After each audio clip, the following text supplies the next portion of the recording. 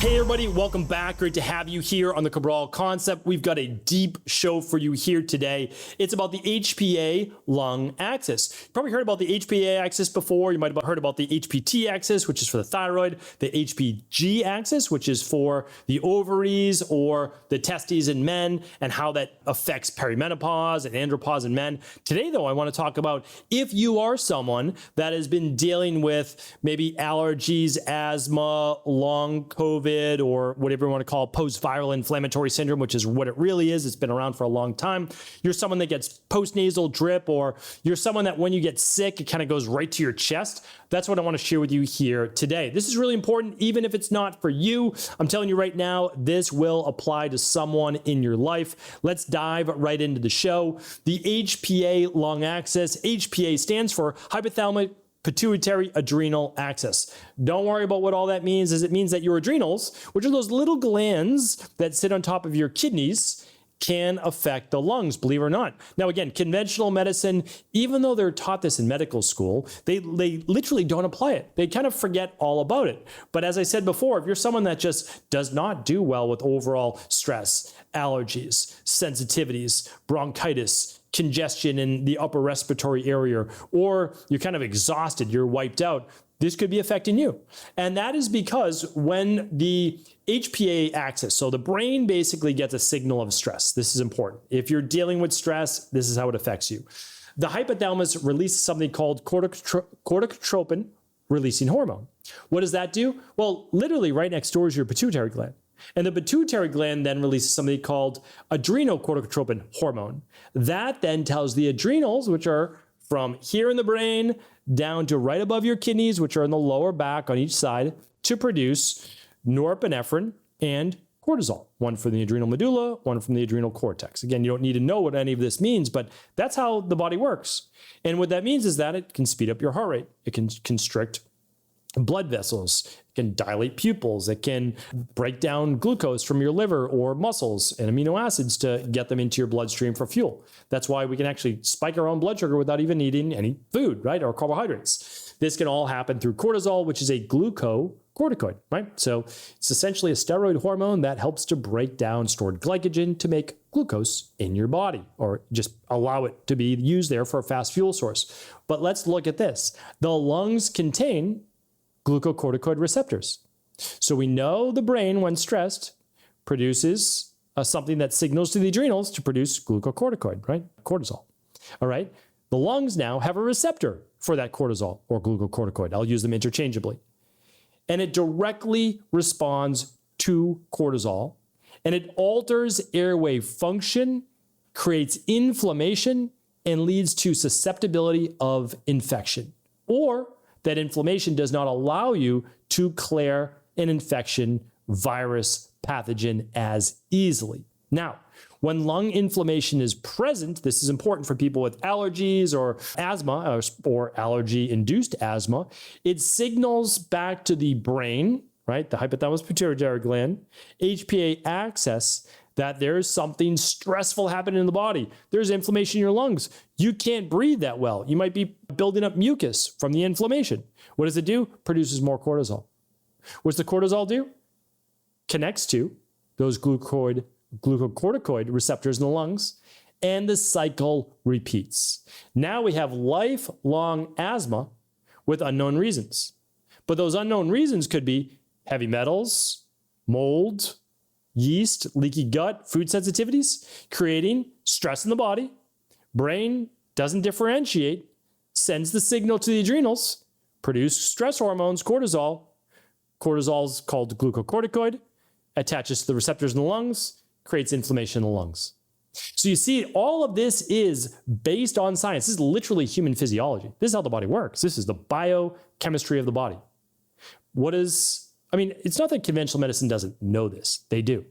What do they give you? Well, they literally give you something to dilate, expand, like an inhaler, essentially a shot of adrenaline, right? But they don't go back to the root cause. They never look at the foundation of how did you get here, which is more important than anything else. Because if not, you are destined to a life of symptoms. These aren't diseases. They're called diseases, dis-eases, right? Allergies and asthma are called a disease. That's the truth. bronchitis, long COVID. They're called diseases, but really they're not. These are symptoms that we've labeled something so that you can be prescribed a medication so that we can charge health insurance. That's the only reason. But they all have an underlying root cause. They're just symptoms that we give names to.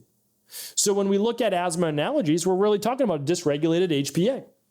Now, it's dysregulated for a reason. There's an underlying root cause. As I said before, it's the mold, the candida, the SIBO, the parasites, the heavy metals, the environmental toxins, the leaky gut, the food sensitivities, the H. pylori, right? You can go on. All of those different pathogens are all possible to create a greater stress, which creates more inflammation. And again, inflammation is not the root cause. It is something to be looked at. Yes, it's causing dysfunction, and we might have to deal with it. We deal with it naturally in our practice without having to use anti-inflammatories.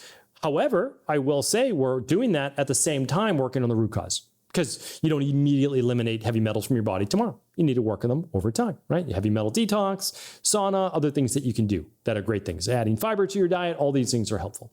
You also want to look at infections.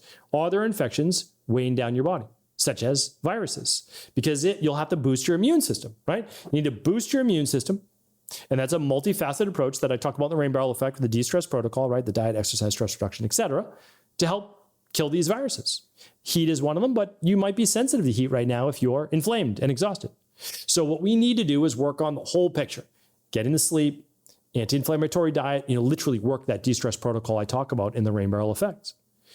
And the nice thing is this, it doesn't happen overnight, but as long as I talked about on Monday's show, you're making more deposits to your health than withdrawals, you are going to get well. It just doesn't happen overnight. We've been trained in conventional medicine to look for the overnight result. And the reason is because pharmaceuticals can work overnight, but only to mask the symptoms. You come off the pharmaceutical, the symptoms come right back. It was not a cure, it was a mask. That's literally it. It was putting a piece of duct tape over the check engine light. That's all. Oh, engine seems okay. Nope, you just put duct tape over it. That's all. That's literally all that you did. And that is not how we help people get well. To me, that's malpractice, but that's my opinion. I know it's not conventional medicine's opinion, but that's my opinion. And that is because then people are destined to a life of pharmaceutical dependency, which would be fine if it had no side effects, but it has massive side effects. That's the thing. And no one ever stays on just one, because the inflammation finds another way to rear its ugly head, and people with high cholesterol often end up with high blood pressure. And those individuals often end up with high blood sugar as well. And that's what we start to label metabolic disease. Okay, metabolic disease. Well, what does that mean? I have a dis-ease of the metabolism. Yes, you do, right? But is the cure beta blockers, metformin, insulin injections? What else? Statins. Is that the cure? No, of course not. Just helps to mask more symptoms, and then it becomes dementia or cancer. That's not what I want for you. I know that's not what you want for yourself. So what we need to look at is in the short term, we need to fix our sleep. Things such as Adrenal Soothe. Again, you don't have to use the product Adrenal Soothe, but you can. It's easy. If not, you just say, okay, what works in Adrenal Soothe? What's been proven? L-theanine, ashwagandha, phospholyserine. All of those help to calm cortisol. What else? Magnesium helps to calm the sympathetic nervous system. A little bit of liquid melatonin before bed. What does that do? Helps to calm cortisol. Okay, so that will help with sleep. We can also do breath work, meditation, gratitude journaling. It's just difficult in the beginning when you're so stressed to get that to work. Just again, I've been doing this for over 25 years. So I like to do both. I like to do all of those things, right? Lifestyle, good nutrition, the whole de-stress protocol, right? Diet, exercise, stress reduction, toxin removal, rest, emotional-based balance, scientifically backed supplements, and a success mindset. That's the de-stress protocol. The supplements just help to move the needle faster, right? Getting your vitamin D, your vitamin C, and your zinc. That's the immunity protocol. But all these things are at EqualLife. It's just stephencabral.com, shop. It takes you over to EqualLife. You can see what we use. You don't need to purchase it there. You can purchase it with your local naturopathic doctor or integrative health practitioner, but know that it's there. And then helping to calm the sympathetic nervous system, whether it's an Epsom salt bath, a sauna, some resonance breathing, a TENS unit attached to the tragus of the ear to help on the left ear to literally help calm the central nervous system. Any of these things are great. Walking after each meal for 15 to 20 minutes if you're able to. If not, maybe after dinner to get the sun setting and to actually help with that central nervous system to start to reset cortisol levels and make them healthier, right? Sunrise in the morning helps lift cortisol. Sunset at night helps to lower it. All of these things beneficial. Put on blue blockers at night. All of these things, again, I just want to point to this. There's always an underlying root cause.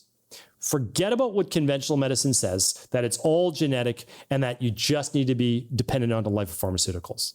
It has turned into literally pharmacists over what doctors were meant to be, which were meant to be teachers, teaching you about diet and movement and proper sleep. That is what the human body needs. That's what I want to continue teaching every day for the rest of my life here on the Cabral Concept. Hopefully today's show was helpful. Hopefully you learned a little bit more about that inflammation in the chest, why the body can get run down so quickly due to stress, and how it can hit people a lot in the upper respiratory based area. If this was helpful, let me know in the comments. Of course, share it with anyone you believe it could serve. All those show notes will be at stephencabral.com/3534. Have an amazing rest of the day. Thanks so much for tuning into today's show. Before you go, don't forget to hit that subscribe button. I want to make sure that you're getting our daily content, not missing out on anything functional medicine, wellness, weight gain, weight loss, anti-aging, living longer, stronger, and all of the most cutting-edge research. And if there's any topics you want to hear, feel free to leave them in the comments below. Take care.